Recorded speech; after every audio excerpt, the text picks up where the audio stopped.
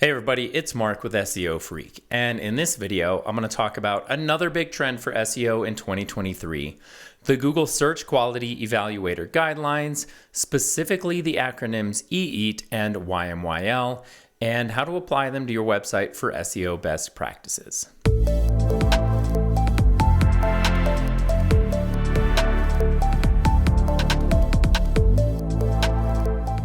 So Google employs a team of more than 16,000 search quality evaluators that look at websites all day long and then determine whether they're legit businesses or spam. Basically, these evaluators are looking to see if a website is helpful or harmful based on understanding the intent of the website. And they have the power to promote or punish your website based on whether it's showing the correct authority signals or not. These quality raters use Google's publicly available Search Quality Evaluator Guidelines, which were recently updated late 2022. While this document is nearly 200 pages long, I'm going to break it down to focus on the acronyms E-E-A-T and YMYL. E-E-A-T is an acronym that stands for Experience, Expertise, Authoritativeness, and Trust, while YMYL is a specific category of content dealing with your money or your life, like finance websites, health information, or websites that accept payments. Building the right signals into your website using the search guidelines to raise your authority and trustworthiness will be extremely important in 2023. But first, we have to talk about how search quality evaluators measure page quality. Different types of websites have different guidelines for page quality. For example, a hobbyist website focused on building the newest Lego set may have a less stringent requirement than, say, a website focused on giving health advice. The deciding factor is whether you're in a niche where the content may impact your health or financial standing. Like, you're probably not going to have a heart attack from building Lego sets, unless, of course, you got the $849 Lego Millennium Falcon. The process of evaluating a website begins with evaluators being told to start by finding out who is responsible for the website and who created the content on the page. Then, look for information about the website and/or content creators on the website itself. So this means the reputation of the website owner and authors is taken into consideration when manually reviewing a website. And this becomes especially important in YMYL niches. Evaluators are given a lot of instructions on researching the reputation of the website, its owners, and content creators, including social media presence, authorship of any books, and even sentiment about you and your company on website forums. Google basically has a three-step process for determining a website's page quality. 1. Assess the true purpose of the page and how harmful or deceptive it may be. 2. Assess the potential of the pages to cause harm or otherwise be untrustworthy or spammy. 3. If the page is not harmful, its page quality should be based on how well the page achieves its purpose. Now, these are pretty vague, but Google goes more in depth to assess the main content or MC of the page. Quality evaluators will look at the effort, originality, talent/skill, and accuracy of the content. Now, that's a big shift this year, as Google has now included a focus on originality of the content. Remember my video on AI-generated content? Originality is now going to be rewarded, which means that AI-generated content that regurgitates what is already on the internet may be deranked compared to original, thought-provoking, or thought leadership content. They've also added a guideline to look into how much effort went into producing the content. So this means article length, covering the topic in depth, citing sources, and including rich content like images, videos, and tables. Now let's dive into E-E-A-T.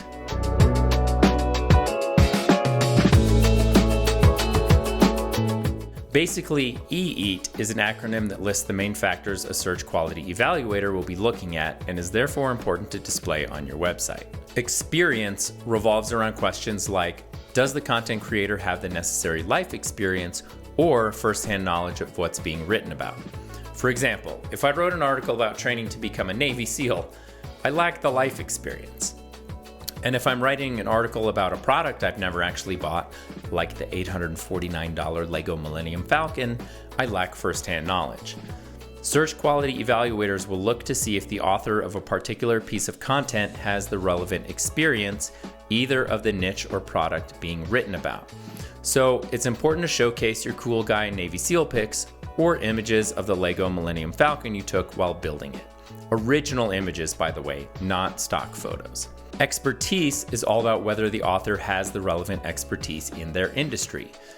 Like if I were to write about rewiring your home's electrical panel, would you trust me or a licensed electrician? I'd probably go with the electrician. Both experience and expertise can be shown with a fully fleshed out about page and other presence on the internet like social media accounts, forums, even authoring a book on Amazon. Authoritativeness is the extent that the website is considered a go-to source for this type of content. If I had a food blog and suddenly started writing about credit cards, my site would lack authoritativeness. And speaking of food blogs, if I Google Penang curry recipe, I don't get results from top Thai chefs. I get some random gal with a DSLR in her Soho apartment with tons of affiliate ads on her website. I mean, go ahead and get that money, but I really want award-winning chefs at the top of search results. Google, get it together. Trust, the most critical metric regarding website security, informational accuracy on YMYL topics, or honest reviews about the service or website. Not having an SSL or building spammy reviews will be an issue here. Hyungjin Kim, VP of Google Search, says that EE is a part of every search. So while these guidelines may be for manual reviewers, processing EE signals is baked into the Google search algorithm as well. So how do we show experience, expertise, authoritativeness, and trust on our website?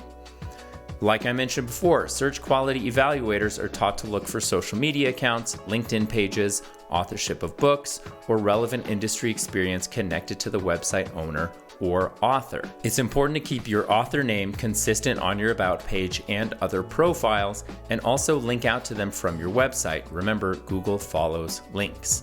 So you should flesh out your About page and include relevant experience. If you're a bankruptcy attorney, you might list your education and accolades, including years of experience, number of cases won, etc. And if you're a Navy SEAL, you might include your BUDS class, deployments, school certifications, and of course, your book.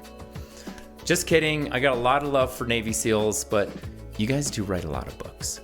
Now, I've got a niche site, and I'm telling you for real, drop your bio, write a book, and submit a press release. You'll have a ton of perceived authority online.